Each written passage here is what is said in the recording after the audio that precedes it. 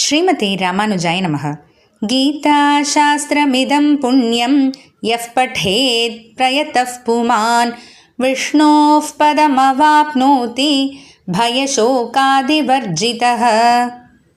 நாள்தோறும் பகவத்கீதையில் 8வது அத்தியாயமான அக்ஷர பரபிரம்ம யோகம் அப்படின்ற அந்த அத்தியாயத்தினுடைய முடிவுக்கு வந்துட்டுருக்கோம். இதில் 24வது ஸ்லோகம், அதாவது போன ஸ்லோகத்தில் பகவான் சொன்னது என்ன அப்படின்னா, அர்ச்சிராதி மார்க்கத்தை பற்றி சொல்லியிருக்காரு. அதாவது முன்னாடியே பார்த்தோம் இல்லையா, இந்த பிறவியினுடைய முடிவுக்கு பிறகு நம்ம எந்த உலகத்துக்கு செல்வோம், எங்கே போவோம், போன பிறகு நம்ம திரும்ப வருவோமா இல்லையா அப்படின்றத பொறுத்து 2 வழிகள் இருக்குது.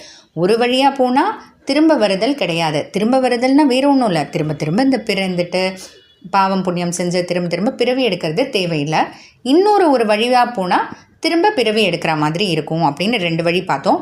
அதில் முதல் பார்த்திங்கன்னா அர்ச்சிராதி மார்க்கம் அப்படின்றது தான் 24வது ஸ்லோகத்தில் பகவான் நல்ல விரிவாக சொன்னார். மொத்தம் 12 உலகங்களை தாண்டி போகணும். பிறகு அந்த வைகுண்டம்ன்ற அந்த உலகத்தை அடைஞ்ச பிறகு, மிக உயர்ந்ததான அந்த உலகத்தை அடைஞ்ச பிறகு திரும்ப பிறவி எடுக்கவே தேவையில்லை அப்படின்றத. இப்போ அடுத்து தூமாதி மார்க்கம்ன்றத 25வது ஸ்லோகம் மூலமாக சொல்ல போகிறாரு. இந்த பாதை மூலமாக போகிறவங்க திரும்ப வருதல் உண்டு, அதாவது மீண்டும் பிறவி எடுக்கிற மாதிரி இருக்கும் அப்படின்னு சொல்லிட்டு. ஆனால் ஒன்று நம்ம புரிஞ்சுக்கணும், இந்த மார்க்கம் ஏதோ நரகத்துக்கு போகிறதெல்லாம் கிடையாது. 24, 25 2 ஸ்லோகங்கள், 2 மார்க்கங்களுமே நல்ல புண்ணியம் செஞ்சவங்க போகக்கூடிய உலகங்களுக்கு போகிறது தான், நரகத்துக்கு கிடையாது, அது வேற. ஆனால் இந்த புண்ணியம் செஞ்சவங்க போகக்கூடிய உலகங்கள்லேயே திரும்ப வருதல் திரும்ப வராதல் அப்படின்றத 2 பிரிவினை பொறுத்து தான் 2 வழிகள் பற்றி சொல்லியிருக்காரு. இப்போ தூமாதி மார்க்கம் பற்றி பார்க்கக்கூடிய இந்த 25வது ஸ்லோகத்தை பார்க்கலாம். தூமோ ராத்ரிஸ்ததா கிருஷ்ணः ஷண்மாசா தக்ஷிணாயனம் தத்ர சாந்திரமசம் ஜ்யோதிஹி யோகி பிராப்ய நிவர்த்ததே. அதே போல் இதுக்கு முன்னாடி அர்ச்சிராதி மார்க்கம் ஏன்னு பார்த்தோம் இல்லையா. ஏன்னா அர்ச்சிஸ் ஒளி உலகம் தான் இந்த வழியில் இருக்கக்கூடிய முதல் உலகம்ன்றதுனால அர்ச்சிராதி மார்க்கம். அதே போல் இந்த வழியில் பார்த்திங்கன்னா புகை அல்லது இருட்டு மண்டலத்தை முதல்ல இருக்கிறதுனால இந்த வழிக்கு தூமாதி மார்க்கம்னு பேர்.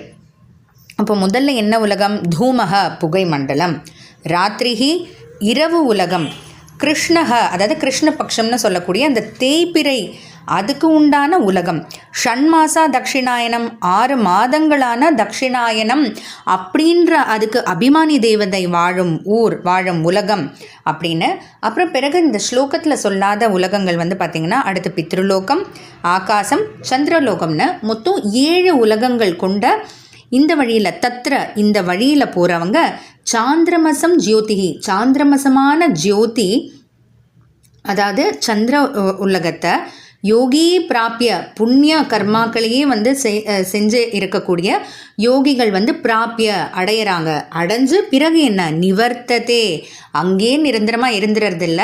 அவங்க புண்ணிய கணக்கு என்னவோ அது முடிஞ்ச பிறகு திரும்ப கர்ம பூமிக்கே பிறவி எடுக்கிறாங்க அப்படின்றது தான் இந்த ஸ்லோகம் மூலமாக பகவான் சொல்கிறாரு. முந்தின ஸ்லோகமில் பகவான் சொன்னது அந்த 12 உலகங்களை தாண்டி அந்த அர்ச்சிராதி மார்க்கம் வழியாக போய் வைகுண்டம் போன பிறகு திரும்ப பிறவியே கிடையாது அப்படின்றது தான் போன ஸ்லோகத்தில் நம்ம பார்த்தது. இந்த ஸ்லோகத்தில் பார்த்தது இது நரகத்துக்கு போகிற பாதையெல்லாம் கிடையாது. இதுவும் புண்ணியம் செஞ்சவங்க போகக்கூடிய உலகங்களுக்கு தான், மேல் உலகங்களுக்கு தான். ஆனால் இது போன புண்ணிய கணக்கு முடிஞ்ச பிறகு திரும்ப பிறவி எடுக்கணும் அப்படின்றது தான். 7 உலகங்களை தாண்டி கடைசியில் இந்த புண்ணிய கர்மாக்களை செஞ்ச இந்த யோகிகள் சந்திர உலகத்தையே அடைஞ்சு அங்கே சில காலம் கழித்து பிறகு பிறவி எடுக்கிறாங்கன்றது தான் 25வது ஸ்லோகத்தில் பகவான் நமக்கு சொல்லியிருக்காரு. தொடர்ந்து பார்க்கலாம். ஜெய் ஸ்ரீ கிருஷ்ணா.